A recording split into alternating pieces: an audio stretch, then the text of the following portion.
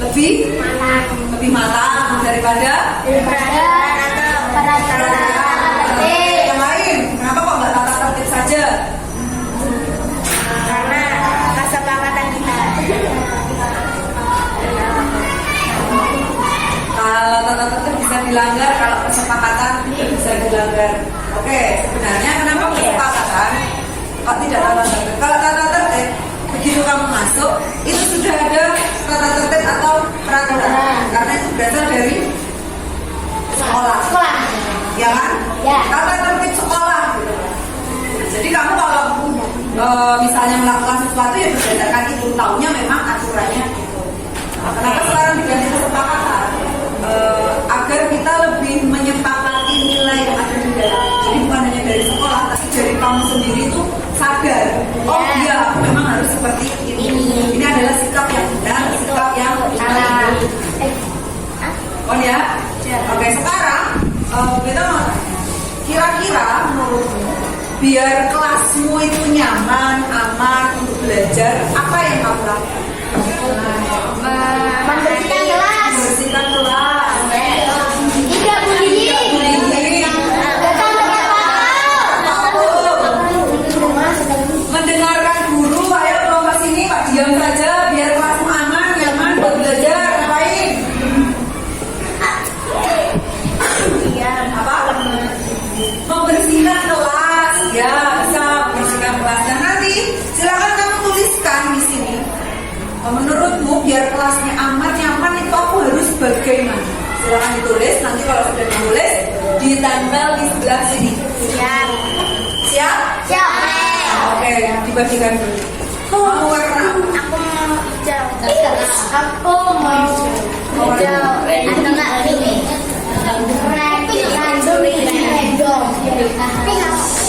Aku mau tuh.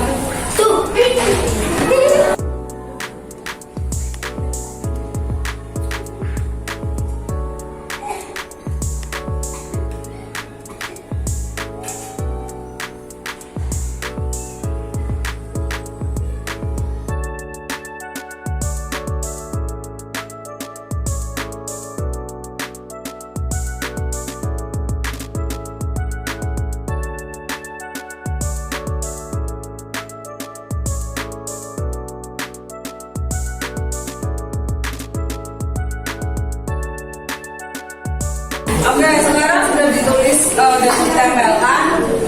Akan kita kelompokkan dan perlu kita ubah menjadi kalimat positif. Kalimat positif itu yang bagaimana? Kalimat yang baik. Kalimat yang bagus, kalimat yang baik. Tidak bertele-tele. Yang tidak menggunakan kata tidak atau jangan.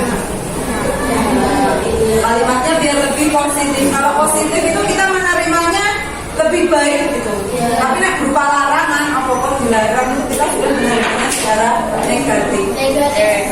Dimulai dari sini, dilarang bullying. Dilarang bullying. Bullying itu apa menurutmu? Bullying itu contohnya yang bagaimana? Mengejek, berarti tidak mengejek. Maka kalimat positifnya apa? Lawannya mengejek apa? Mengejek itu lawannya Bermusyawarah. Saling saling menghargai. Oke. Saling menghargai. Kemudian di sini ada datang tepat waktu. Datang tepat waktu. Tidak terlambat, tidak datang terlambat, datang tepat waktu. Berarti yang lebih positif yang datang tepat waktu atau yang tidak datang terlambat? Tepat waktu. Yang lebih positif yang mana? Datang tepat waktu. Ya, tidak ada kata tidak. Datang tepat waktu.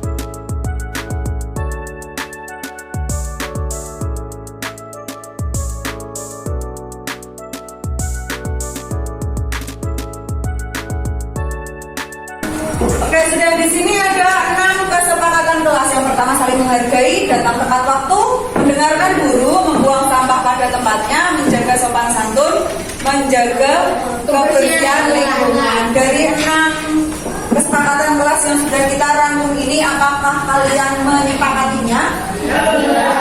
Sepakat tidak? Kalian meyakininya? Oke, nah sekarang nilai-nilai apa yang terkandung di dalam kesepakatan kelas ini? Saling menghargai. Nilai-nilai itu misalnya begini, Cak. Kalau kamu memakai helm saat berkendara, itu berarti biar apa? Aman, selamat. Nah, maka itu ada nilai keamanan atau nilai keselamatan. Oke, yang gampang dulu. Datang tepat waktu itu berarti termasuk sikap apa ya? Disiplin. Berarti disiplin. Terus mendengarkan guru. Kalau kamu mendengarkan guru, paham itu tujuannya biar paham.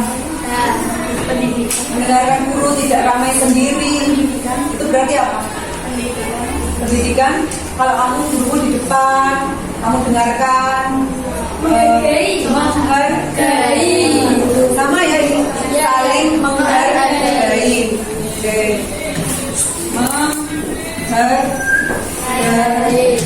Oke, kemudian membuang sampah pada tempatnya. Ada nilai apa di situ? Cinta lingkungan, kebersihan, ya. Berarti sama dengan ini ya, menjaga kebersihan. Oke, ini sama. Kemudian menjaga sopan santun. Berarti ada sikap apa misalnya? Menjaga sopan santun. Berarti ada sikap sopan ada. Ya, sopan dan santun. Oke, berarti ada nilai disiplin, ada nilai menghargai, ada nilai menjaga kebersihan, ada nilai sopan santun. Keempat nilai ini, apakah kamu akan meyakininya? Akan melaksanakannya dengan sungguh-sungguh? Tahu konsekuensinya jika melanggar? Artinya dari 6 kesepakatan kelas ini kita sudah sepakat ya? Ini adalah kesepakatan kelas 6B. Terima kasih.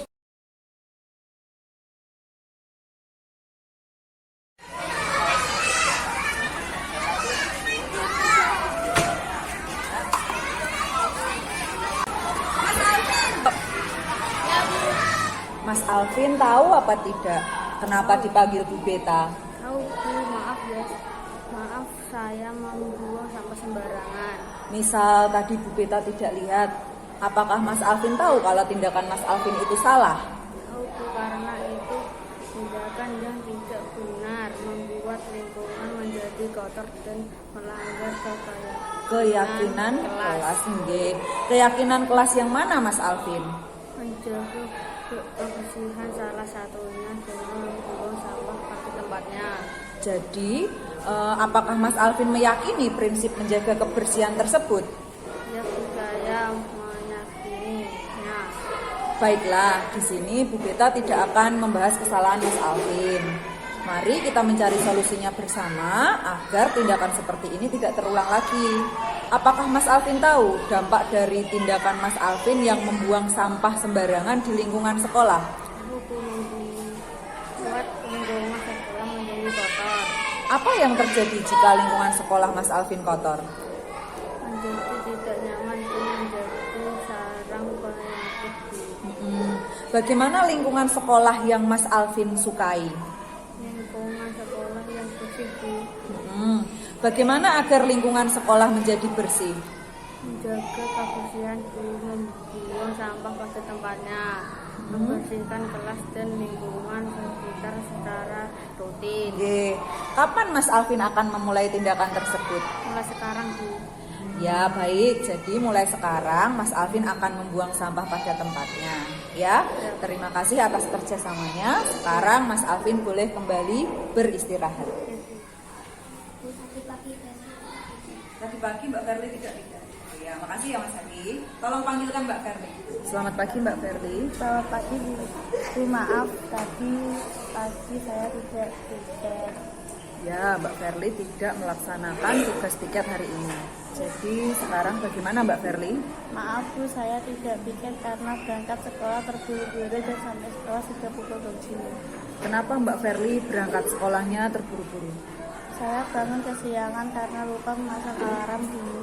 Baiklah, menurutmu keyakinan kelas mana yang perlu kamu tingkatkan? Bertanggung jawab menyelesaikan tugas dulu. Setuju. Apakah Mbak Verly meyakini prinsip bertanggung jawab tersebut? Ya Bu, saya meyakininya. Apakah kamu bersedia memperbaiki masalah tidak melaksanakan piket ini? Ya Bu, saya bersedia. Bagaimana cara Mbak Verly memperbaikinya? Saya akan mencoba untuk tidak bangun terlambat dengan memasang alarm dulu. Baik, kalau kamu lupa untuk memasang alarm, kira-kira di rumah ada yang bisa membantu mengingatkan apa tidak? Ada Bu, mama saya. Baik, jadi yang akan membantu Mbak Verly adalah mama Mbak Verly ya. Ya Bu. Kira-kira kapan Mbak Verly akan memulai memasang alarm? Setelah pulang sekolah saya akan melakukan Bu. Baik, jadi Mbak Verly akan memasang alarm untuk bangun pagi dan akan diingatkan oleh mama. Ada lagi mungkin yang perlu dilakukan? Tidak ada Bu. Baik, terima kasih untuk kerjasamanya. Sekarang Mbak Verly bisa kembali ke meja untuk belajar. Baik Bu, terima kasih. Assalamualaikum warahmatullahi wabarakatuh. Saya Alvin, saya senang diingatkan Bu Beta tanpa marah-marah. Saya tahu kesalahan saya dan tidak akan mengulangi. Terima kasih. Wassalamualaikum warahmatullahi wabarakatuh. Assalamualaikum warahmatullahi wabarakatuh. Perkenalkan, nama saya Verly. Saya senang sudah diingatkan Bu Beta tanpa marah-marah. Saya tahu kesalahan saya dan cara memperbaikinya. Terima kasih. Wassalamualaikum warahmatullahi wabarakatuh.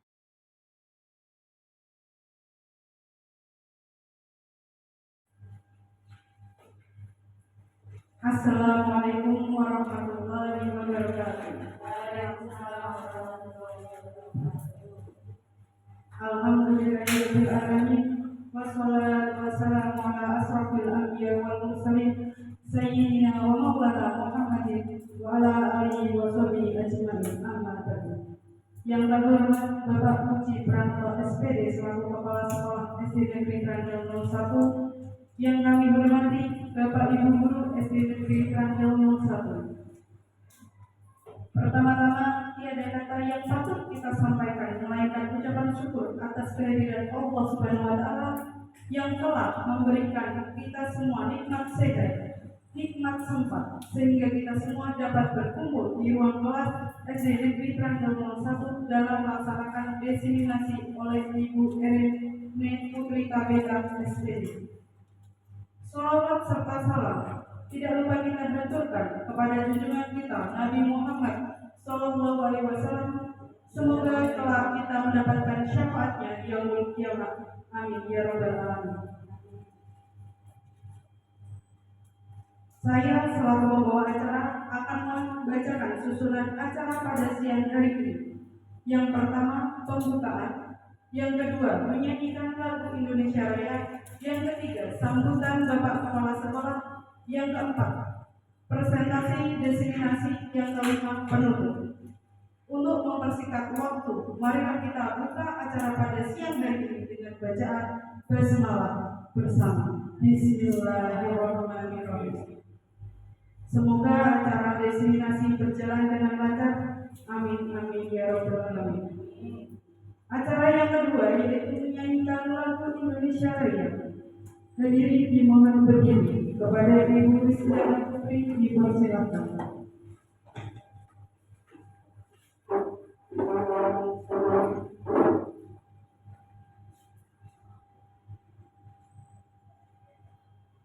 Hiduplah Indonesia Raya. Indonesia tanah airku, tanah tumpah darahku. Di sanalah aku berdiri, jadi pandu ibuku. Indonesia kebangsaanku, bangsa dan tanah air.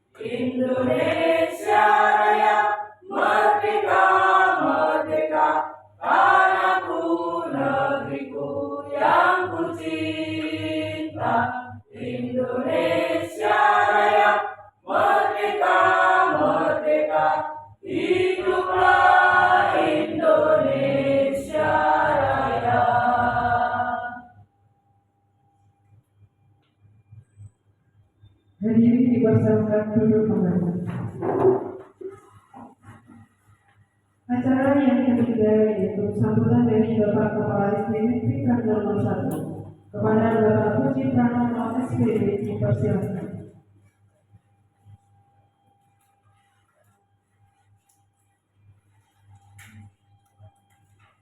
Assalamualaikum warahmatullahi wabarakatuh. Waalaikumsalam warahmatullahi wabarakatuh. Bapak Ibu Guru Masjid Kami Satu dan yang berbahagia khususnya Ibu Salam Guru Pemuda Ibu Iren Guru PPK. Marilah kita selalu mengucapkan puji syukur kehadirat Allah Subhanahu wa Ta'ala karena rahmat hidayahnya kita semua pada kesempatan hari ini dalam keadaan sehat bahagia dan bersama-sama. Salam dan sholawat juga kita berikan kepada Nabi kita Muhammad Sallallahu Alaihi Wasallam mudah-mudahan diberkahi Nabi kita semua bersama. Bapak Ibu, kami mengucapkan terima kasih kepada semuanya, khususnya Ibu Iren CGP untuk SD Negeri Krana 1 pada kesempatan ini yang akan memberikan kepada semuanya materi diseminasi tentang budaya positif. Monggo Bapak Ibu semuanya bisa melaksanakan kegiatan ini dengan baik, dengan sesama sehingga bisa menambah pengetahuan kita, bisa menambah wawasan kita, sehingga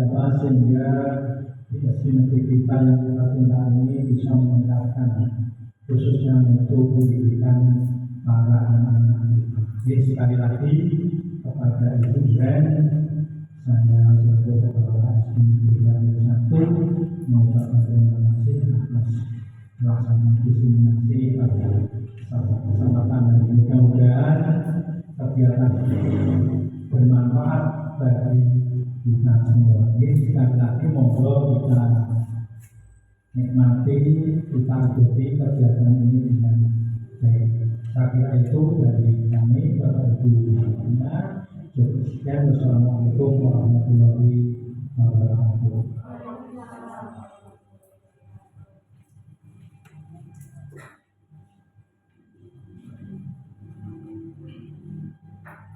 Terima kasih kepada Bapak Puji Pranoto SPD atas sambutannya. Untuk acara yang keempat yaitu presentasi diseminasi budaya positif yang akan disampaikan oleh Ibu Irene Putri Kabeda. Kepada Ibu Irene Putri Kabeda sebagai calon guru penggerak dipersilakan.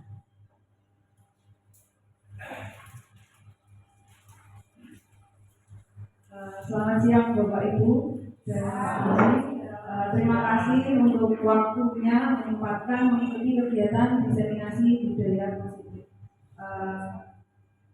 Langsung saya mulai saja, ya. Nah, di sini perkenalkan, kalau yang tengah sepertinya sudah kenal ya. Kalau yang sebelah ini sepertinya juga sudah pernah bertemu. Beliau adalah Ibu Siti Rumana, pengajar praktik saya. Nah, sedangkan yang satunya ini belum pernah. Ini namanya Bu Mahar. Beliau adalah fasilitator. Beliau adalah guru di Sakit. Gitu. Berikutnya,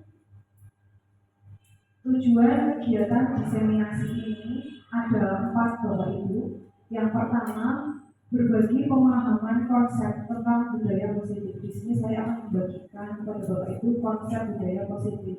Setelah itu, selain konsepnya, saya juga akan membagi pengalaman saya dan pembelajaran yang saya terapkan terkait budaya positif. Yang ketiga, harapannya nanti kita bisa bersama-sama menumbuh kembangkan budaya positif di lingkungan sekolah kita, dan pada akhirnya kita mampu mewujud nyatakan kegiatan pembelajaran yang berpihak pada murid. Nah, budaya positif. Budaya positif di sekolah yaitu nilai atau kebiasaan di sekolah yang berpihak pada murid agar mereka dapat berkembang menjadi pribadi yang kritis, penuh hormat, dan bertanggung jawab sesuai dengan profil pelajar Pancasila. Di sini budaya positif itu nilai-nilai kebiasaan di sekolah yang berpihak pada murid. Nah, kegiatan siang ini, materi yang saya sampaikan itu saya bagi menjadi 7 konsep utama budaya positif. Yang pertama yaitu perubahan paradigma belajar. Yang kedua nanti ada disiplin positif. Yang ketiga kebutuhan dasar manusia. Yang keempat motivasi perilaku manusia. Yang keenam posisi kontrol guru. Yang kelima maksud saya, yang keenam keyakinan kelas. Kemudian yang ketujuh adalah segitiga restitusi. Oke. Sebelum masuk ke bagian pertama, saya mau membukanya dengan pantun. Jalan-jalan ke beras tagi. Mari kawan-kawan kita berbagi. Oke, pada bagian pertama yaitu perubahan paradigma belajar. Nah, sebelum dimulai, apa itu perubahan paradigma belajar? Perubahan cara pandang kita terkait pembelajaran. Sebelum ke budaya positif, paradigma kita terkait pembelajaran itu harus kita ubah. Nah, sebagai kegiatan pembuka, mari kita mencoba permainan cobalah buka. Nah, seperti gambar tangan di sini, berarti kira-kira sudah tertebaklah kegiatannya. Nanti Bapak Ibu silakan berpasangan, monggo dengan teman yang di sebelahnya.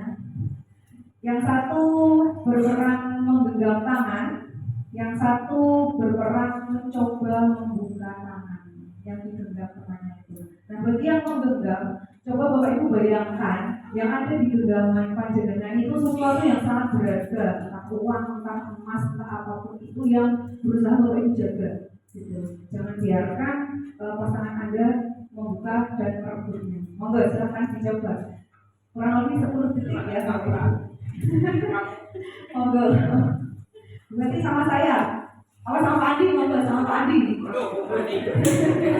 Monggo. Siapa yang berperan menggenggam? Siapa yang berperan mencoba membuka? Monggo Bu Ngerti sama saya. Ayo saya menggenggam. Oh, yang bagian membuka silahkan berupaya dengan cara apa saja. Silakan sampai terbuka. Iya. Caranya apa saja boleh. Menggelitik boleh. Boleh. Coba. Ya.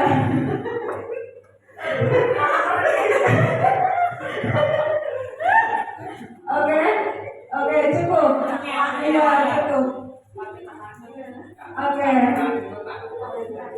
Nah, ada 2 pertanyaan. Yang pertama, apakah Anda membuka kepala tangan Anda? Membuka atau tidak? Tidak. Berarti yang kedua, apakah Anda menutup kepala tangan Anda? Iya. Nah, pertanyaannya, dari kegiatan menutup dan membuka kepala tangan tadi, siapa yang memegang kontrol untuk membuka atau menutup kepala tangan? Kira-kira siapa yang memegang kontrol? Diri sendiri. Ya betul. Yang memegang kontrol untuk membuka dan menutup tangan itu adalah diri kita sendiri. Misalnya sampai kepala tangan itu terbuka, itu atas izin kita. Kita mengizinkan kepala tangan ini terbuka sesuai dengan kebutuhan. Misalnya dikritik gitu kan, mau nggak mau kan refleks tangan pasti membuka. Nah, itu sesuai kebutuhan. Betul sekali.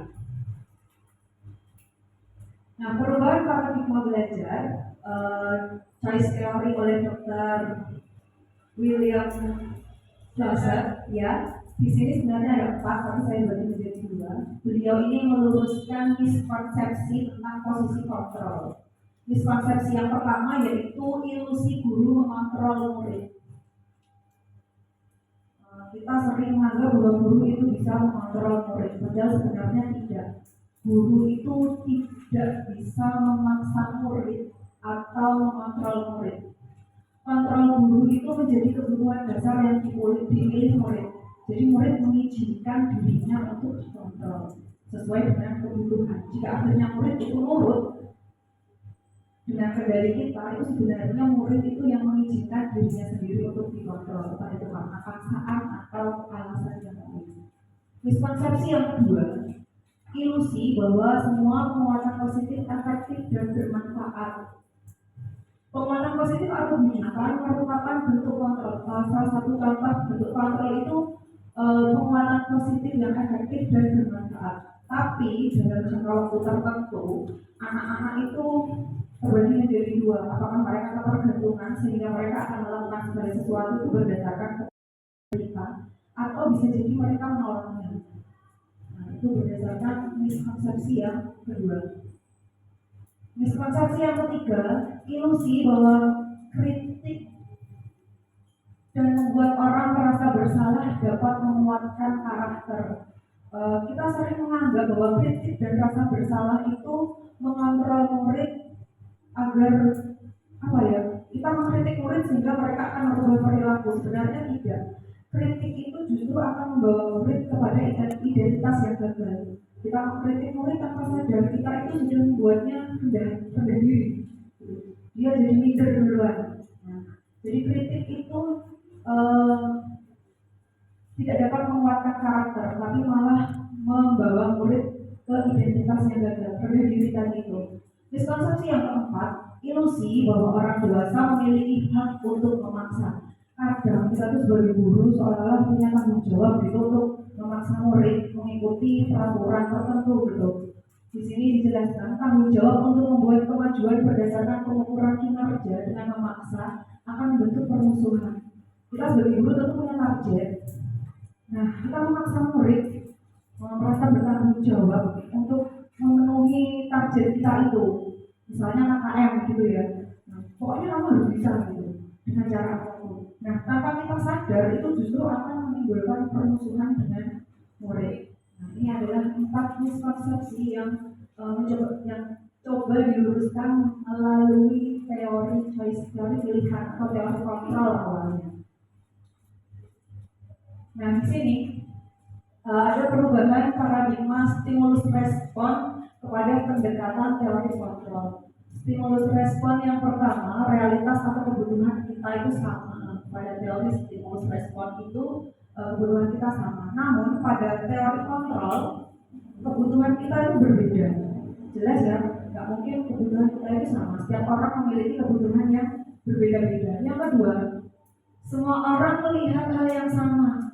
Tapi teori kontrol menyatakan setiap orang memiliki gambaran yang berbeda. Kadang kita melihat sesuatu itu bagus, belum tentu bagus untuk orang lain. Yang ketiga, pada stimulus respon kita mencoba mengubah orang agar berpandangan sama dengan kita. Tapi pada teori kontrol tidak. Kita tidak mengubah, tapi kita yang berusaha memahami, bukan mengubah. Berusaha memahami pandangan orang lain tentang dunia. Yang keempat, perilaku buruk dilihat sebagai suatu kesalahan. Ini pada teori stimulus respon. Ketika anak berperilaku buruk, kita menganggapnya suatu kesalahan. Tapi pada teori kontrol, semua perilaku itu memiliki tujuan. Baik itu perilaku buruk maupun perilaku yang baik. Semuanya memiliki tujuan. Berikutnya, orang lain bisa mengontrol saya, tapi pada teori kontrol hanya Anda yang bisa mengontrol diri Anda.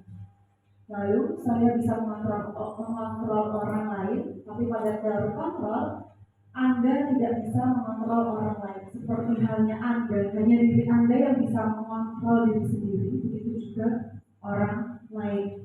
Kita tidak bisa mengontrol ataupun memaksanya. Kalaupun akhirnya dilakukan, itu ya karena mereka mengizinkan. Akhirnya gampangannya apa ya? Menyerah gitu, wes gitu. Terpaksa jatuhnya. Kemudian pemaksaan ada pada saat rujukan gagal. Kalau teori kontrol, kolaborasi dan konsensus menciptakan pilihan-pilihan baru. Di sini kita berkolaborasi untuk menciptakan pilihan-pilihan baru, bukan untuk memaksa, tapi berkolaborasi. Ketika terjadi suatu pelanggaran itu bukan kita yang memaksa dengan hukuman, tapi kita berkolaborasi, kita menanyakan solusinya bagaimana. Nah, akhirnya di stimulus respon itu model berpikir menang kalah, karena kita memaksa kamu salah ya harus kamu seperti ini gitu. Tapi di teori kontrol itu model berpikirnya menang-menang. Kita cari solusinya, tidak ada yang benar dan tidak ada salah, karena setiap perilaku itu memiliki alasan. Nah, perubahan paradigma di sini maksudnya adalah sesuai dengan filosofi belajar dewantara, setiap anak itu memiliki kodratnya masing-masing, Bapak Ibu. Kita sebagai guru itu tidak bisa memaksa. Kita ibaratkan anak itu benih padi. Bisa nggak kita mengubahnya menjadi benih kacang hijau misalnya? Nggak bisa, nah, karena kodratnya memang padi. Maka tugas kita sebagai guru itu adalah menuntut. Nah, perubahan paradigmanya itu berada di sini. Sehingga untuk membangun budaya yang positif, sekolah perlu menyediakan lingkungan yang positif. Lingkungannya positif dulu, jadi nanti budayanya akan terbentuk. Budaya yang positif itu ya lingkungan yang aman, nyaman, sehingga murid mau berpikir, bertindak, dan mencipta dengan merdeka, mandiri, dan bertanggung jawab. Nah, masuk ke bagian yang kedua, yaitu disiplin positif. Ketika Bapak Ibu mendengar kata disiplin, apa yang terpikir di benak Bapak Ibu? Apa Bu Heri? Kalau Pak Ot, kata disiplin? Ikuti aturan. Ikuti aturan. Apa Bu Heri? Nah, taat. Bu Putri, disiplin itu apa? Iya, bisa tepat waktu. Ada yang lain? Ketika mendengar kata disiplin, Bu Yuni? Apa? Pembiasaan. Kalau dengan hukuman bagaimana? Disiplin dengan hukuman berkaitankah atau tidak? Berkaitan. Ya, kadang ini disiplin itu sering dikaitkan dengan hukuman. Tapi ketika disiplinnya ini sudah disandingkan dengan kata positif, maka hukuman itu bukan berarti tidak boleh sama sekali, tidak. Hukuman itu menjadi alternatif terakhir. Harus mentok, nah, udah nggak ada pilihan lain untuk mendisiplinkan anak. Ya sudah, mau nggak mau kita mengambil hukuman itu. Itu alternatif terakhir. Bahkan kalau bisa lebih baik tidak dipilih gitu. Ya, disiplin positif. Dalam rangka menciptakan lingkungan yang positif, salah satu strategi yang perlu kita tinjau kembali adalah penerapan disiplin di sekolah kita. Nah, apakah disiplin di sekolah kita itu sudah merupakan disiplin positif atau belum? Nah, ini nanti bisa kita tinjau kembali sehingga kita bisa menciptakan lingkungan yang positif sehingga anak merasa aman, nyaman, belajar dengan senang, berkembang baik secara fisik maupun psikisnya, memunculkan ide-ide yang luar biasa gitu. Mereka belajar dengan merdeka istilahnya kalau sekarang. Nah, disiplin positif secara etimologi atau ilmu kebahasaannya, disiplin itu berasal dari bahasa Latin disiplina yang berarti belajar. Kata disiplin juga berasal dari akar kata yang sama dengan disciple atau murid atau pengikut. Nah, ketika seseorang itu menjadi pengikut, tentu harus paham betul alasannya mengapa mengikuti aliran atau ajaran tersebut gitu. Kalau dia nggak paham betul, hanya sekedar ikut-ikut, kemungkinan itu tidak akan bertahan lama. motivasinya kurang istilahnya. Nah, disiplin di sini itu bisa kita artikan dengan murid atau pengikut. Artinya harus punya motivasi dari dalam. Nah, tujuan dari disiplin positif adalah menanamkan motivasi pada murid untuk menjadi orang yang mereka inginkan dan menghargai diri sendiri dengan nilai-nilai yang mereka percaya. Sebagai pendidik, tujuan kita adalah menciptakan anak-anak yang memiliki disiplin diri sehingga mereka bisa berperilaku dengan mengacu pada nilai-nilai kebajikan universal dan memiliki motivasi intrinsik bukan ekstrinsik. Sekali lagi tujuannya itu adalah memunculkan motivasi intrinsik atau dari dalam diri. Nah, di sini ada nilai-nilai kebajikan universal. Di sini sebenarnya ada, ketika saya belajar itu ada banyak Bapak Ibu. Salah satu yang kita kenal nilai-nilai kebajikan itu adalah profil pelajar Pancasila. Ada berapa ya profil pelajar Pancasila itu? Ada berapa ya? Ada berapa Bapak Ibu? 7. Yang pertama, beriman dan bertakwa kepada Tuhan Yang Maha Esa dan berakhlak mulia. Yang kedua, berkebinekaan global. Yang ketiga, gotong royong. Yang keempat, mandiri, kreatif, dan bernalar kritis. Nah, itu salah satu contoh nilai-nilai kebajikan universal. Jadi kita mendorong anak-anak mereka memiliki motivasi dalam diri sehingga memiliki nilai-nilai itu. Selain itu juga banyak disiplin tadi, terus bertanggung jawab, empati, toleransi, dan yang lain. Itu ada banyak sebenarnya. Nah, bisa disesuaikan dengan standar kelulusan di sekolah masing-masing. Kaitannya dengan ini, tujuan kuliah dari penerapan disiplin positif adalah agar terbentuk murid-murid yang berkarakter, memiliki karakter. Kalau kurikulum Merdeka itu karakternya profil pelajar Pancasila itu tadi, berdisiplin, santun, jujur, peduli, bertanggung jawab, dan merupakan pembelajar sepanjang hayat sesuai dengan standar kompetensi lulusan yang diharapkan. Iya, jadi nilai-nilai kebajikan ini disesuaikan dengan standar kompetensi lulusan masing-masing sekolah yang diharapkan. Bisa disesuaikan. Masuk ke bagian 3, kebutuhan dasar manusia. Kebutuhan dasar manusia. Seluruh tindakan yang kita lakukan memiliki tujuan tertentu, seperti yang saya bilang tadi, baik itu perilaku buruk ataupun perilaku baik, semuanya itu punya tujuan. Dan semua usaha terbaik yang kita lakukan adalah dalam rangka agar kebutuhan dasar kita terpenuhi dengan baik. Realita kebutuhan setiap orang berbeda, kita harus berusaha memahami pandangan orang lain terhadap dunia. Setiap orang memiliki gambaran yang berbeda. Kebutuhan dasar manusia. Nah, 5 kebutuhan dasar manusia di sini yang pertama bertahan hidup atau survival. Ini terbagi menjadi 2 secara fisiologis dan psikologis. Secara fisiologis itu ada kesehatan, hormon, makanan, berkaitan dengan fisik. Secara psikologis itu misalnya rasa aman. Nah, itu kebutuhan bertahan hidup atau survival. Yang kedua, kasih sayang dan rasa diterima. Love and belonging, hubungan dan koneksi sosial, memberi dan menerima kasih sayang, merasa menjadi bagian dari suatu kelompok. Kebutuhan yang ketiga, penguasaan atau power, meliputi kompeten, terampil, diakui dan didengarkan, dianggap berharga, dan meninggalkan pengaruh. Ini seperti unjuk diri dulu, bisa gitu. Kadang kalau anak-anak itu adu jotos, nah itu kan menunjukkan powernya. Kemudian kebebasan atau freedom di sini meliputi mandiri, otonomi, memiliki pilihan dan mampu mengendalikan arah hidup. Ciri-ciri anak yang kebutuhan dasarnya kebebasan ini ingin dipenuhi, mereka itu banyak bergerak, suka mencoba, dan tidak terpengaruh orang lain.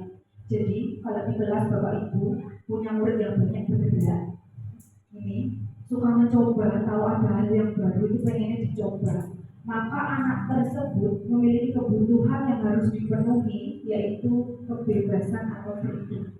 Caranya gimana? Kita bisa memberikan mereka pilihan-pilihan. Nah, jadi mereka bebas memilih dan tidak bosan. Berikutnya kesenangan atau fun. Di sini cirinya mencari kesenangan dan tertawa, bermain untuk belajar.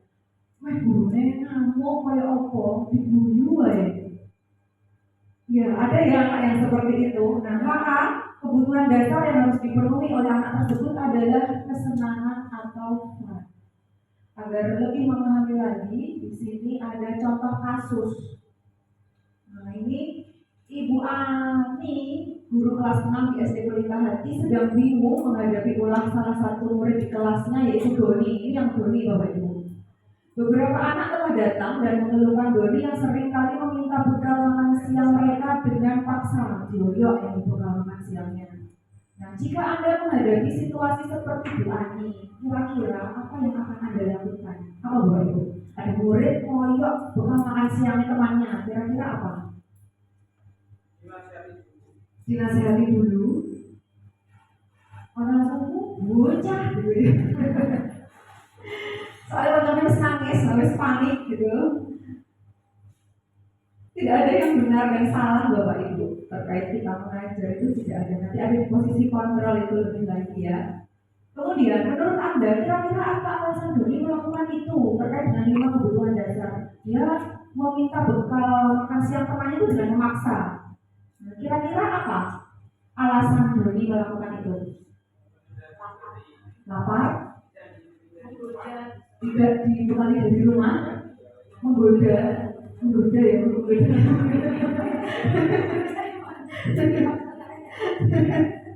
Betul, alasannya banyak ya. Oke, di sini kalau kita telaah, jika Doni itu lapar dan tidak dibawakan bekal, maka kebutuhan dasar yang harus dipenuhi, yang ingin dipenuhi dari si Doni ini adalah bertahan hidup atau survival. Kebutuhan ininya belum terpenuhi, maksudnya seperti itu, kebutuhan bertahan hidupnya. Nah, jika jawabannya tadi merasa senang, menjadi pusat perhatian, dia ngoyok gitu ya Bapak Ibu, terus temennya cerita ke gurunya kan otomatis langsung ke Doni, atau kalau tidak gurunya ke orang tua di rumah nanti langsung ngomongin Doni. Nah, itu kan dia mencari perhatian ya. Jadi kebutuhan Doni yang harus dipenuhi adalah kasih sayang dan rasa diterima, caper Bapak Ibu kalau istilahnya itu. Kemudian jika jawaban Doni itu merasa hebat karena teman-temannya itu menjadi takut dan menuruti keinginannya kan joyok gitu loh, terus teman-temannya takut, maka kebutuhan Doni yang harus dipenuhi adalah kekuasaan atau power. Tapi jika jawabannya itu bosan dengan bekal yang sama yang dibawakan orang tua, sedangkan bekal teman-temannya beraneka ragam, bosan gitu, maka kebutuhan yang harus dipenuhi adalah kebebasan atau freedom. Dan jika jawaban Doni itu hanya iseng menikmati ekspresi temannya yang dirasakan nangis atau ya, iya temennya, ya dia itu malah seneng. Ada yang seperti itu bodoh temennya. Nah, maka anak itu dia memiliki kebutuhan dasar yang harus dipenuhi itu apa? Kesenangan atau fun. Nah, ini terkait dengan 5 kebutuhan dasar manusia. Masuk ke bagian yang keempat, motivasi perilaku manusia. Nah, 5 kebutuhan dasar tadi menjadi motivasi seseorang itu berperilaku, Bapak Ibu. Nah, teori motivasi perilaku manusia dalam bukunya Diane Rosen yang berjudul Restructuring School Discipline, dia membagi motivasi perilaku manusia itu menjadi 3 bagian. Motivasi yang pertama, menghindari ketidaknyamanan atau hukuman. Ini adalah tingkat terendah. Motivasi perilaku manusia tingkat terendah itu menghindari ketidaknyamanan atau hukuman dan sifatnya ekstrinsik, belum dari dalam diri. Cirinya apa? Anak itu akan bertanya apa yang akan terjadi kalau aku bodoh temanku nanti gimana ya? Itu berarti dia menghindari ketidaknyamanan atau hukuman, menghindari permasalahan yang mungkin muncul dan berpengaruh. Kemudian yang kedua, mendapat imbalan atau penghargaan. Nah, ini satu tingkat di atas motivasi yang menghindari ketidaknyamanan, dan ini sifatnya masih ekstrinsik dari luar. Cirinya apa? Mereka akan bertanya apa yang akan didapatkan. Misalnya kita di kelas, ayo siapa yang bisa maju, nanti yang bisa mendapat ini. Nah, jika anak motivasinya masih ini, berarti dia masih ingin mendapatkan pujian, hadiah, pengakuan, imbalan, tapi dari orang yang dianggap penting, Bapak Ibu. Kalau orang yang dianggap gak penting menjanjikan hadiah pun, dia kemungkinan tidak akan tertarik. Motivasi yang ketiga yaitu menghargai diri sendiri dan nilai kebajikan. Nah, ini adalah motivasi yang bersifat internal. Ini yang menumbuhkan disiplin positif. Cirinya, anak itu akan bertanya, akan menjadi orang seperti apa? Kalau aku itu mengerjakan tugasku, nanti itu aku bagaimana? Aku akan jadi orang yang seperti apa? Kalau aku belajar dengan tekun yang aku peroleh, atau nanti itu aku akan menjadi orang yang seperti apa? Gitu. Melakukan sesuatu karena nilai-nilai yang diyakini dan dihargai. Nah, tujuan dari disiplin positif itu adalah memunculkan ini motivasi yang ketiga. Jadi menciptakan anak-anak itu yang menghargai diri sendiri dan orang lain, serta mempercayai nilai-nilai kebajikan yang ada. Tujuannya ini, tujuan dari disiplin positif itu yang ini. Sehingga motivasi yang muncul itu bersifat internal dari dalam diri. Kalau motivasi yang muncul itu sudah dari dalam diri, itu tidak akan terpengaruh dengan hadiah maupun hukuman. Meh dapat hadiah, meh tidak dapat hadiah, meh dihukum ataupun tidak, aku akan tetap berperilaku jujur. Nah, kalau anak sudah seperti itu, maka motivasinya ini sudah bagus, sudah dari dalam. Gitu. Nah, kaitannya dengan hukuman tadi, motivasi yang kedua, di sini kita akan membedakan hukuman, konsekuensi, dan restitusi. Kalau hukuman sudah familiar ya Bapak Ibu, hukuman itu hukum. Kalau konsekuensi sudah. Oke, kita bahas. Kalau hukuman itu bersifat tidak terencana, murid tidak dilibatkan, bersifat satu arah, berupa fisik, perbuatan maupun psikis, dan murid tersakiti. Ini dampaknya. Hukuman itu tidak terencana, kemudian murid tidak dilibatkan. Kaitannya ini dengan tata tertib Bapak Ibu. Anak masuk ke sekolah sudah ada tata tertib, kalau melanggar dapat hukuman. Jadi anak itu nggak tahu kenapa aku dihukum ini ya. Nah, anak itu tidak tahu, maka itu adalah hukuman. Lalu bagaimana dengan konsekuensi? Bedanya dengan hukuman, konsekuensi itu sudah terencana, dibahas, disepakati, dan disetujui. Murid dibuat tidak nyaman dalam jangka waktu pendek berdasarkan data yang dapat diukur. Jadi konsekuensi itu disepakati antara guru dan murid itu kalau di kelas. Tidak hanya dari guru, tapi juga dari murid. Dibahas, disepakati. Kemudian contohnya gini, misalnya anak ngobrol saat pelajaran. Padahal mereka sudah sepakat ketika Bapak Ibu guru menerangkan atau memberikan tugas itu mereka akan mendengarkan dan bertanggung jawab mengerjakan tugasnya. Tapi kesepakatan itu dilanggar mereka dengan ngobrol. Nah, anak itu tahu konsekuensinya apa kalau kamu ngobrol. Otomatis kan pekerjaannya itu tidak selesai. Lalu konsekuensinya apa? Jam bermain itu akan berkurang. Lalu aku harus bagaimana? Ya menyelesaikan tugasku dengan waktu bermain yang lebih sedikit. Itu konsekuensi. Anak tahu, tidak serta-merta langsung dihukum gitu. Kemudian restitusi, ini fokus pada pemecahan masalah. Murid belajar bertanggung jawab atas perilakunya. Murid mendapat penguatan. Nah, ini berkaitan dengan konsekuensi. Restitusi itu mengembalikan murid ke lingkungannya dengan karakter yang lebih kuat. Dan nanti akan kita bahas juga. Nah, agar lebih memahami apa itu hukuman dan konsekuensi. Tindakan yang pertama, mencatat 100 kali di dalam buku kalimat saya tidak akan terlambat lagi karena terlambat ke sekolah. Kira-kira ini hukuman atau konsekuensi?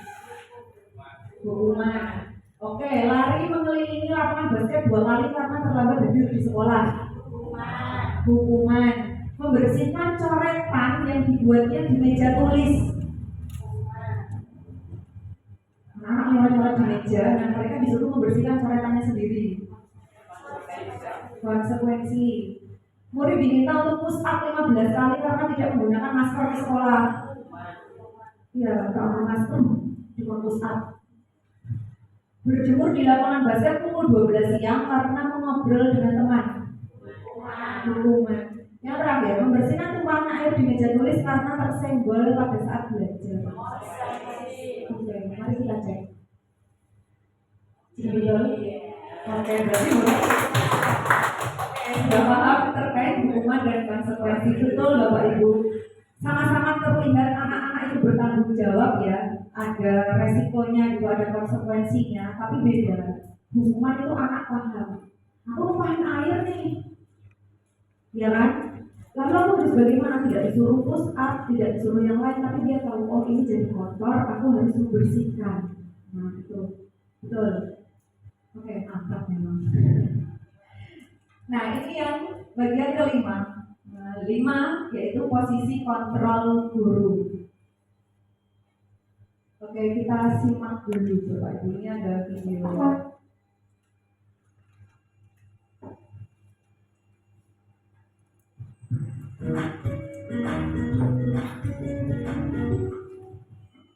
Salam bahagia Ibu dan Bapak guru hebat.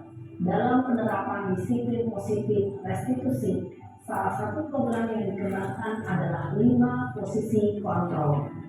5 posisi kontrol dalam restitusi adalah proses perjalanan seorang pendidik agar dapat mengenali dirinya. Pada video kali ini, kita akan membahas tentang 5 posisi kontrol yang dikembangkan oleh Diane Dawson dan contoh penerapannya.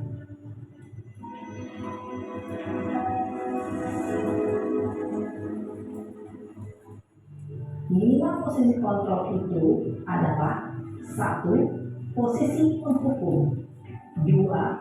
Posisi pembuat merasa bersalah, 3. Posisi teman, 4.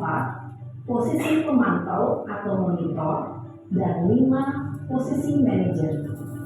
Untuk lebih memahami kelima posisi tersebut, mari kita saksikan kasus Naren yang terlambat hadir 20 menit di sekolah dan melihat bagaimana kelima posisi kontrol dalam menghadapi masalah tersebut.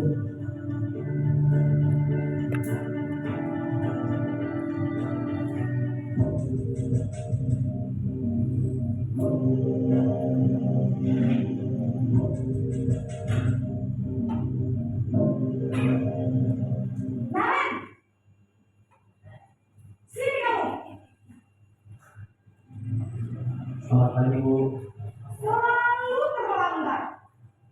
Kamu deh, pasti terlambat. Maaf Bu, saya Apa? Apa coba? Alasan kamu apa lagi? Kapan sih kamu tidak terlambat? Malas sekali ya kamu jadi anak. saya Dasar pemalas. Gak kapok-kapok sih kamu. Sudah berapa kali terlambat? Sana, kamu keliling lapangan basket 2 kali. kenapa saya harus keliling lapangan basket Bu? Kenapa? Kamu melawan ibu.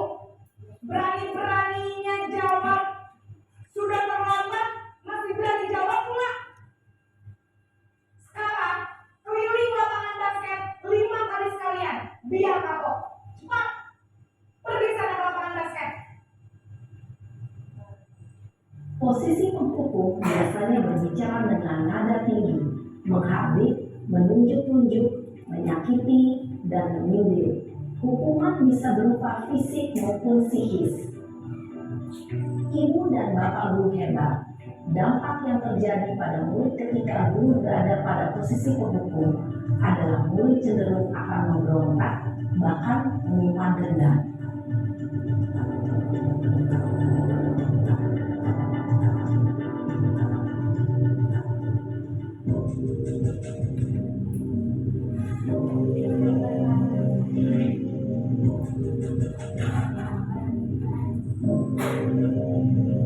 Naren,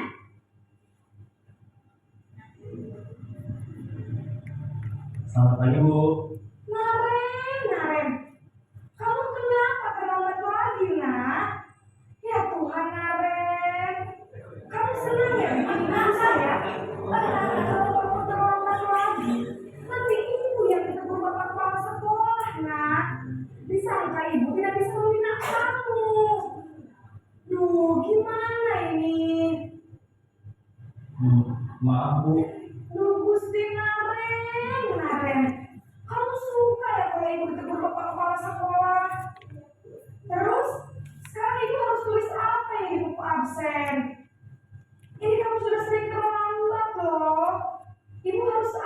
coba? Maaf Bu, maaf sekali. Ya sudah, lain kali jangan bikin ibu susah lagi anak ya. Ibu tidak akan kuat lagi kalau kamu begini terus. Bisa jantungan kalau ibu tegur bapak kepala sekolah. Sana cepat ke kelas. Maaf ya Bu, maaf sekali. Posisi pembuat rasa bersalah berbicara dengan nada tenang, cenderung lembut. Namun kata-kata yang diutarakan membuat murid merasa menjadi orang yang gagal, memandang buruk dirinya sendiri, merasa tidak berharga, dan tidak sanggup membahagiakan orang lain. Ketika guru mengambil posisi pembuat rasa bersalah, murid akan menganggap dirinya yang bersalah dan ia akan menyimpan emosi negatif tersebut di dalam dirinya.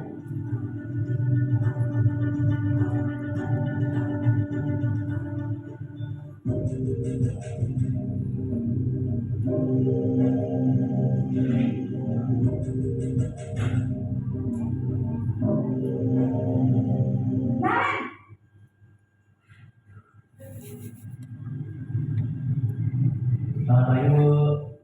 Wah, sudah jam berapa ini nak? Terlambat lagi ya sayang. Iya Bu, habis ibu saya membangunkan saya Bu. Kamu malah menyalahkan ibu kamu. Kamu bukannya anak yang larinya paling kencang. Kok terlambat sih? Iya Bu, saya memang terlambat banget tadi. Jadi biarpun saya lagi kencang, tetap gak kekejar Bu. Ya sudah sana. Nanti lain kali larinya lebih kencang lagi ya. Biar gak terlambat lagi. Bikin seneng ibu. Demi ibu. Bisa kan? Bisa Bu. Ya sudah sana masuk kelas. Ibu beresin urusan absen kamu. Kamu ini ada apa saja.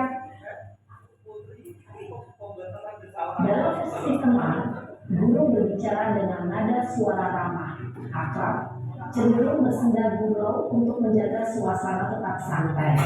Murid akan merasa senang, aman, dan akrab dengan guru. Identitas yang tercipta adalah identitas sukses atau berhasil. Namun, perlu diingat, karena ini masih dorongan eksternal, maka ada faktor ketergantungan dari murid kepada orang tertentu. Di sini, guru absennya, sehingga di lain waktu, murid bisa berperilaku baik, namun hanya kepada orang-orang tertentu saja.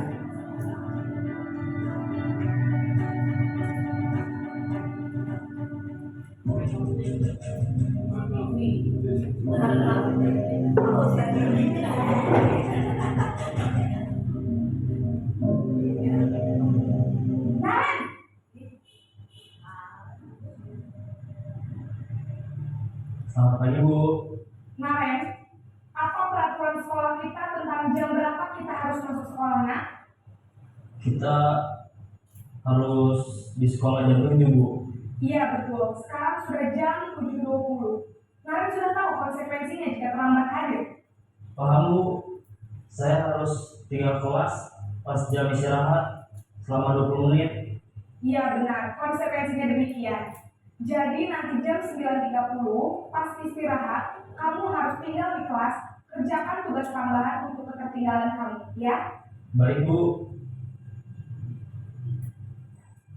Posisi pemantau mengandalkan penghitungan atau data untuk mengontrol murid. Guru mengarahkan murid berdasarkan peraturan dan konsekuensi. Seorang pemantau menunjukkan bahasa tubuh dan ekspresi wajah yang datar dan cenderung formal.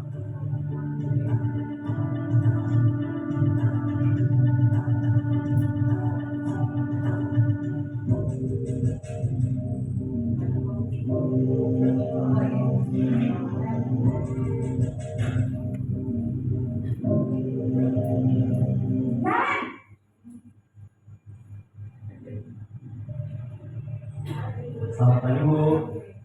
Selamat pagi Naren. Maaf Bu, saya terlambat. Iya, sekolah masuknya jam 7, sekarang sudah jam 7.20. Jadi sekarang bagaimana ini Naren? Maaf Bu, saya lupa setel alarm saya semalam.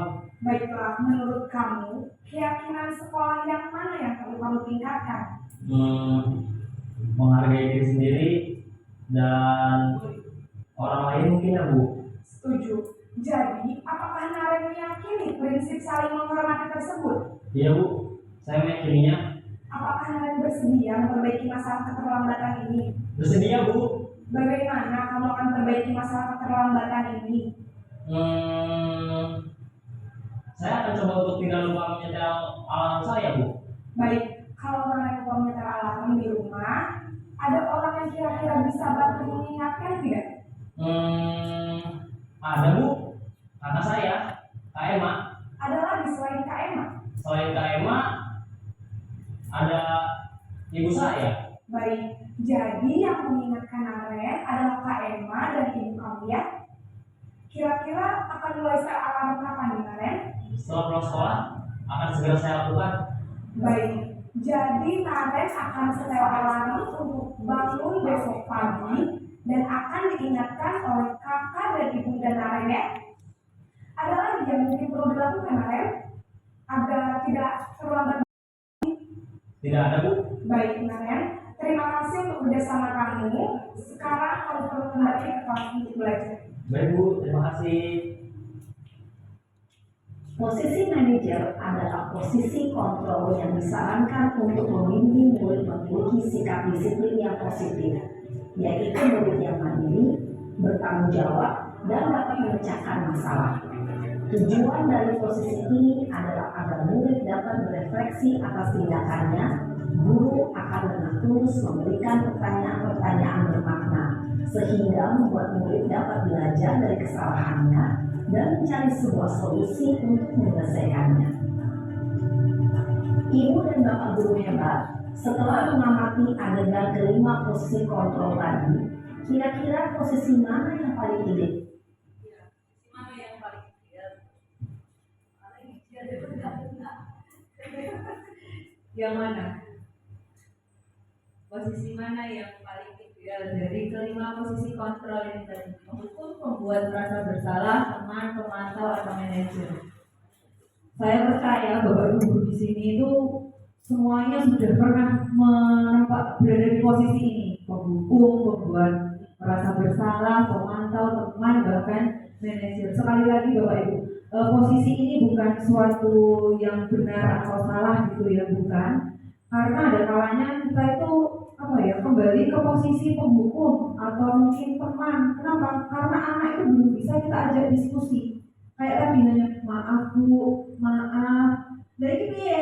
Maaf Bu. Nanya maaf saja kan itu tidak akan terjadi restitusi. Tidak bisa kita ajak diskusi untuk menemukan solusi. Nah, kita bisa mencoba berada di posisi teman mungkin dengan persuasif, atau mungkin langsung menghukum ketika kesalahannya masuk kalau sudah sampai menyakiti temannya hanya aduh kenapa saya temannya kok ditonjok gitu. Kan tentu tidak mungkin ya Bapak Ibu. Ya, saya percaya Bapak Ibu sudah pernah berada di kelima posisi ini dan menempatkan sesuai dengan posisi yang tepat. Tapi sekali lagi di sini di tujuan dari 5 posisi kontrol ini, tujuan akhirnya itu kita mengupayakan untuk menjadi atau berada di posisi manajer. Kenapa? Dengan posisi ini kita akan menciptakan atau membentuk karakter murid tadi, mandiri, percaya diri, bertanggung jawab, tahu kesalahannya, bisa mencari solusi, sehingga lingkungan sekolah yang positif, aman, nyaman itu bisa tercipta. Nah, ini kemudian sudah sampai ke bagian 6, keyakinan kelas. Nah, mengapa keyakinan kelas? Mengapa tidak peraturan kelas saja? Sebagai pertanyaan pemantik, mengapa kita memiliki peraturan tentang penggunaan helm pada saat mengendarai kendaraan roda 2 atau motor? Kenapa kita harus pakai helm Bapak Ibu? Biar aman, biar selamat. Ya. Kemudian yang kedua, mengapa kita memiliki peraturan tentang penggunaan masker dan mencuci tangan setiap saat ini saat COVID? Kenapa kita harus pakai masker? Kenapa kita harus mencuci tangan? Biar apa? Saat COVID, kenapa kita harus pakai masker? mencegah COVID, menjaga diri sendiri, menjaga kesehatan. Nah, itu tadi ada nilai-nilai yang ingin kita tuju, ingin kita capai gitu. Nah, nilai-nilai kebajikan itu yang akan membentuk suatu keyakinan. Saya yakin kalau saya pakai helm itu saya akan aman. Saya yakin ketika saya memakai masker saat COVID, saya bisa mencegah penularan virus. Nah, ketika kita yakin, maka yang muncul dalam diri itu motivasi intrinsik, bukan lagi motivasi ekstrinsik. Nah, sehingga kita gunakan keyakinan kelas bukan lagi peraturan. Pembentukan keyakinan kelas itu bedanya dengan peraturan. Keyakinan kelas bersifat lebih abstrak, berupa pernyataan-pernyataan universal bersifat umum, dibuat dalam bentuk positif, menggunakan kalimat positif, tidak terlalu banyak, tujuannya agar mudah diingat dan dipahami, sesuai dengan kondisi kelas, sehingga mudah diterapkan. Jadi bisa saja keyakinan kelas A akan berbeda dengan keyakinan kelas B, keyakinan kelas 1 akan berbeda dengan keyakinan kelas 2, karena kembali lagi disesuaikan dengan kondisi kelasnya masing-masing. Melibatkan seluruh warga kelas, tidak hanya dari sekolah atau dari guru, tapi dalam proses membentuk keyakinan kelas itu seluruh warga dilibatkan, meninjau kembali keyakinan kelas secara berkala. Jadi tidak hanya berhenti dibuat, tapi kadang kalau kita ngajar itu, misalnya ada anak nggak mengerjakan tugas, kita ingatkan lagi, ayo keyakinan kelas apa? Nah, itu masuk ke meninjau kembali. Berikutnya, bagaimana cara membuat keyakinan kelas? Yang pertama, curah pendapat seluruh warga kelas, kemudian mencatat semua masukan hasil curah pendapat, mengganti kalimat negatif menjadi kalimat positif. Kalimat negatif itu yang tidak, jangan gitu. Misalnya, tidak datang terlambat, kita ganti datang tepat waktu. Nah, seperti itu. Menemukan nilai kebajikan atau keyakinan yang dituju, datang tepat waktu, nilai kebajikannya apapun disiplin waktu. Nah, seperti itu. Kemudian meninjau ulang menjadi 3-7 pernyataan keyakinan kelas. Ini kita ringkas, yang intinya sama kita jadikan satu. Kemudian menyetujui dan menyepakati, lalu melekatkan keyakinan kelas di tempat yang mudah dilihat. Jadi kalau anak-anak sering dilihat itu jadi ingat terus. Nah, tujuannya itu. Nah, ini contoh penerapan keyakinan kelas.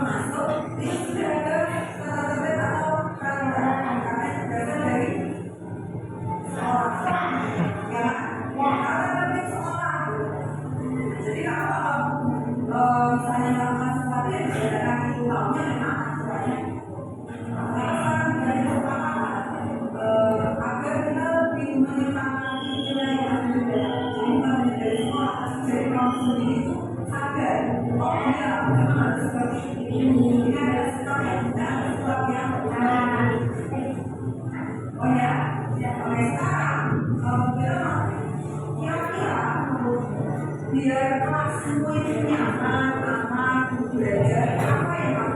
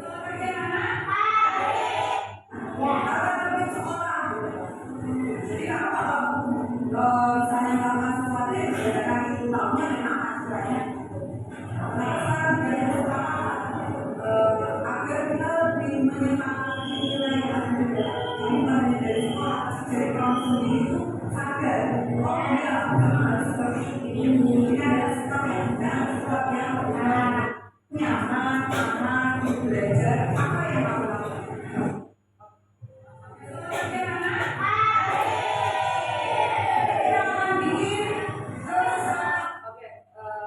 Saya persingkat saja.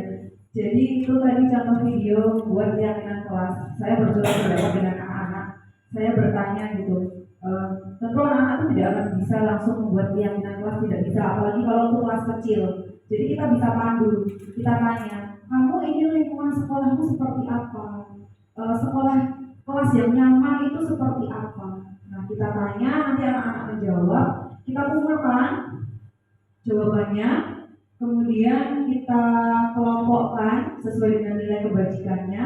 Kalau ada yang sama kita jadikan satu, kemudian kita sepakati dengan anak-anak. Sudah sepakat seperti ini? Nah kalau sudah kita setujui. Menyetujuinya tidak harus pakai tanda tangan Bapak Ibu misalnya. Oke kalau kita sepakat tepukkan 3 kali atau seperti apa itu boleh, atau angkat jempolmu itu tinggi-tinggi, itu juga sudah termasuk menyetujui. Lalu Bapak Ibu bisa buat di Canva mungkin atau menulis tangan sendiri, nggak apa-apa, nanti terus ditempel. Nah ini kalau di kelas saya yang ini, nah ini dengan kelasnya.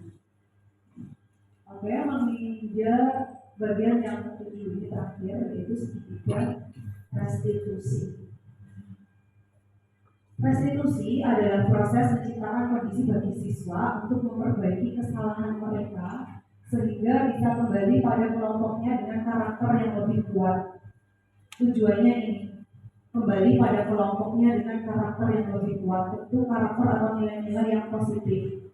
Sedangkan segitiga restitusi adalah sebuah tahapan untuk memudahkan para guru dan orang tua dalam melakukan proses menyiapkan anak melakukan restitusi. Kalau restitusi itu proses menciptakan kondisinya untuk memperbaiki kesalahan, kalau segitiga restitusi itu tahapannya. Nah, tahapan segitiga restitusi itu ada 3. Yang pertama, menstabilkan identitas. Di sini saya yakin Bapak Ibu pernah bilang ke murid seperti ini. Salah itu biasa, yang penting jangan dibiasakan salah. Setiap orang pernah melakukan kesalahan.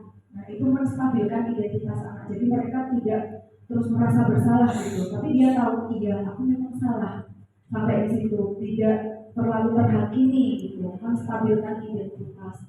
Kemudian tahap yang kedua yaitu memvalidasi tindakan yang salah ini, memvalidasi tindakan yang salah. Ini bisa dengan pertanyaan, kita menanyakan, kamu tentu punya alasan. Nah, kita tanyakan alasannya. Kenapa kamu melakukan itu? Apa alasannya?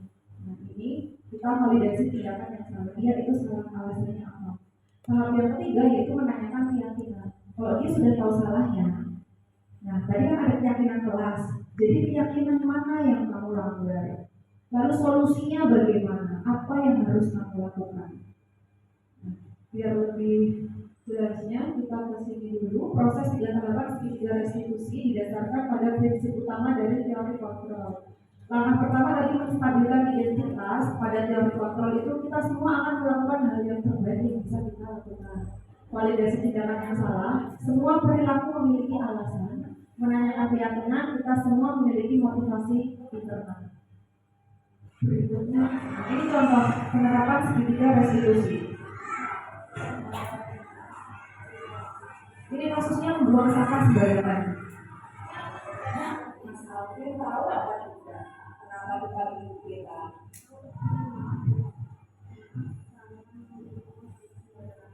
Misal tadi kita tidak lihat, apakah Mas Abdul tahu kalau tindakan Mas Abdul itu salah? Ya, ini memvalidasi tindakan. Kalau salah atau tidak gitu. Keyakinan kelas yang mana Mas Abdul? Nah, itu sudah sampai ke tahap pertanyaan keyakinannya. Jadi, apakah Mas Abdul meyakini prinsip menjaga kebersihan tersebut? Baiklah, di sini kita tidak akan membahas kesalahan yang sama. Mari kita mencari solusinya bersama agar tindakan seperti ini tidak terulang lagi. Apakah Mas Abdul tahu dampak dari tindakan Mas Abdul yang membuang sampah sembarangan di lingkungan sekolah?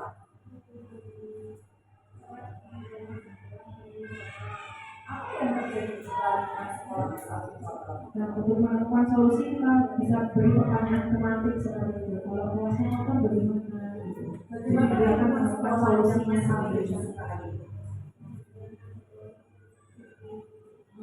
Bagaimana agar lingkungan sekolah lebih bersih?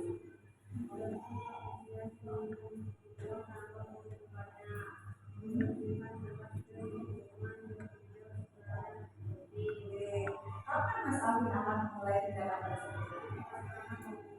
Ya baik, jadi mulai sekarang Mas Alvin akan membuat sama ya. Terima kasih atas kerjasamanya. Sekarang Mas Alvin boleh memberi berisikan.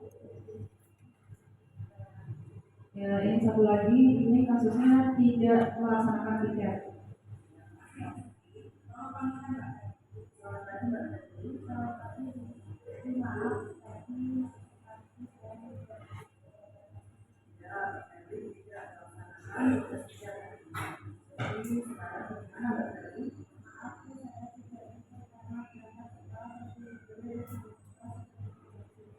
Kenapa Mbak Ferry berangkat sekolahnya? Baiklah, menurutmu yang kelas mana yang perlu kamu tingkatkan? Setuju. Apakah Mbak Ferry meyakini prinsip berbagi jawab tersebut? Apakah kamu bersedia memperbaiki masalah tidak terlaksana tiga ini? Bagaimana cara Mbak Ferry memperbaikinya?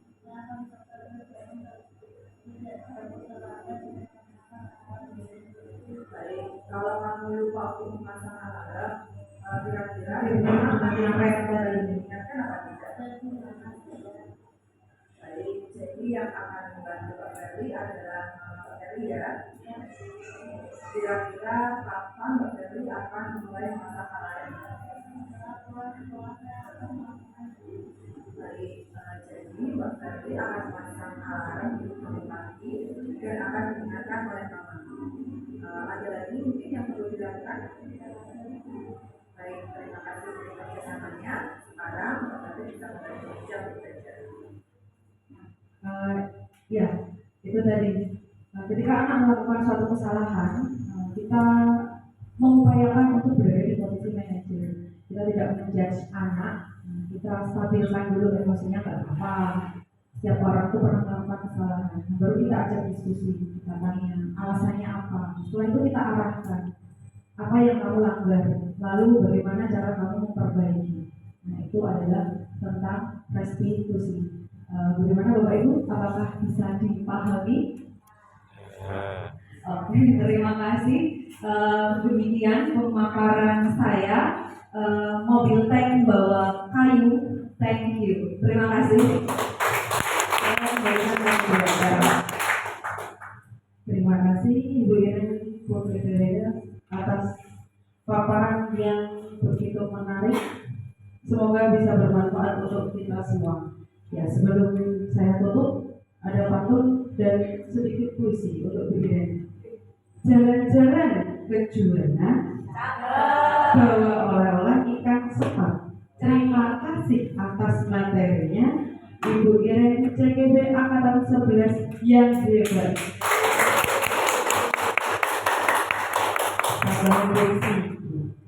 Dari kata Bu Iren CGB, inovatifnya luar biasa. R, rajin dan ramah anak pembelajarannya. E, emang kreatif ide-idenya. N, nambah ilmu jika bersama. E, energik luar biasa dan imut gayanya. C, cantik orangnya. G, guru yang pandai. P, penggerak guru dari teman-teman SD Negeri Sanjono. Demikian demi acara kita lalui bersama-sama dengan baik dan lancar. Sebelum kita akhiri acara ini, sebagai ucapan syukur atas sukses terselenggaranya acara ini, marilah kita bersama-sama mengucapkan hamdalah. Alhamdulillahirabbil alamin. Akhirnya saya sebagai pembawa acara mohon maaf apabila ada tutur kata maupun sikap yang kurang berkenan di hati hadirin. terima kasih atas segala perhatian dan semoga dari acara ini kita semua mendapatkan hal-hal yang positif dari Allah Subhanahu wa taala. Amin ya rabbal alamin. Akhirul kalam, wassalamualaikum warahmatullahi wabarakatuh. Waalaikumsalam warahmatullahi wabarakatuh.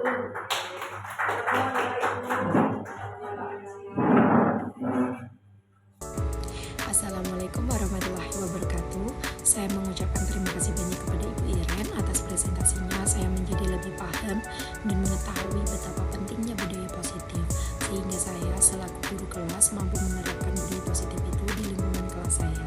Serta saya berterima kasih kepada Ibu Iren, saya menjadi lebih paham dan mampu membedakan antara hukuman, konsekuensi, serta restitusi. Saya menjadi tahu bagaimana cara mengatasi siswa yang melanggar aturan atau kesepakatan kelas dengan menerapkan segitiga restitusi yang telah dipaparkan oleh Bu Iren. Sekali lagi saya mengucapkan terima kasih kepada Ibu Iren, sehat selalu dan berkah ilmunya. Assalamualaikum warahmatullahi wabarakatuh.